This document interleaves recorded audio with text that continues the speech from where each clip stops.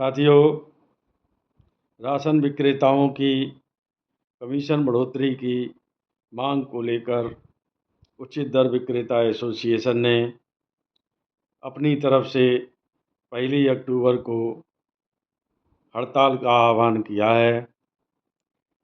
इस आह्वान पर उचित दर विक्रेता द्वारा सभी संगठनों और राशन विक्रेताओं से प्रतिक्रियाएं मांगी गई थीं, लेकिन प्रतिक्रियाएं तो नहीं आईं।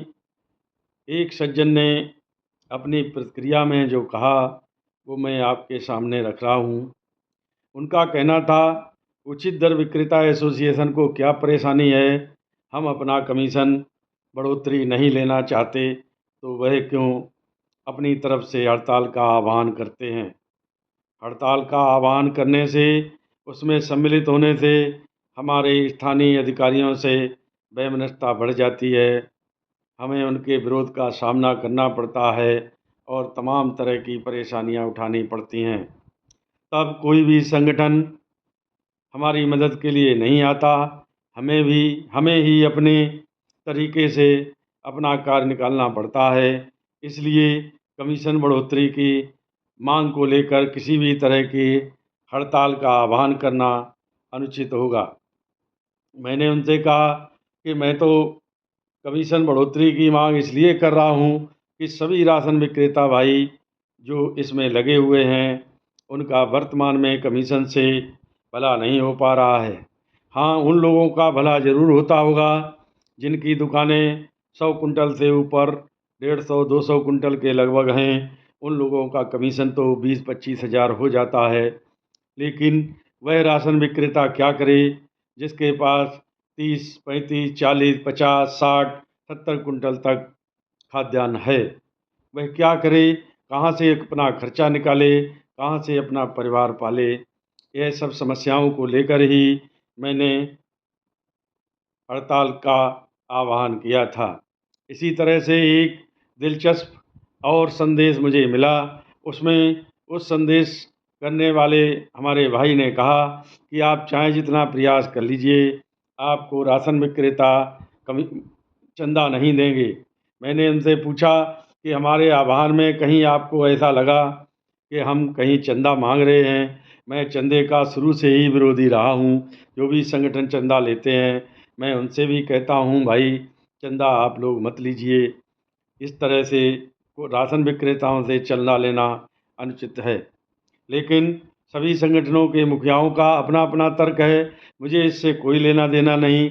लेकिन मुझे उस भाई की बात बहुत ही अच्छी लगी। साथियों, मैं अभी नहीं भविष्य में भी आपको बता देना चाहता हूँ, मैं कभी किसी से चंदे की बात नहीं करता, ना ही मुझे कभी किसी से चंदा चाहिए।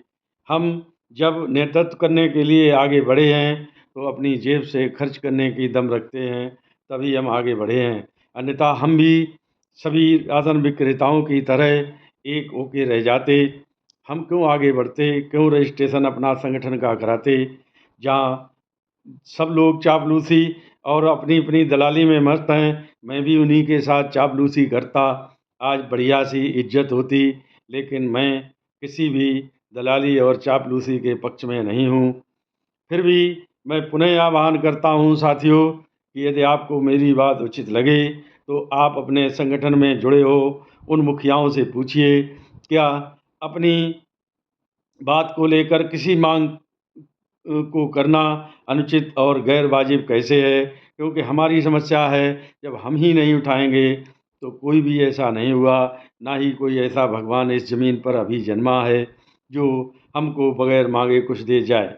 हाँ, इतना ज़रूर है, हम लोगों को अभी नहीं तो आगे चल के जो हम लोग कुकृत करते हैं, जिस वजह से हम लोगों का कमीशन नहीं बढ़ पाता और ना ही हम अपनी मांगों को लेकर अधिकारियों के सामने खड़े हो पाते हैं, उन कुकृत्यों को तो छोड़ना ही पड़ेगा।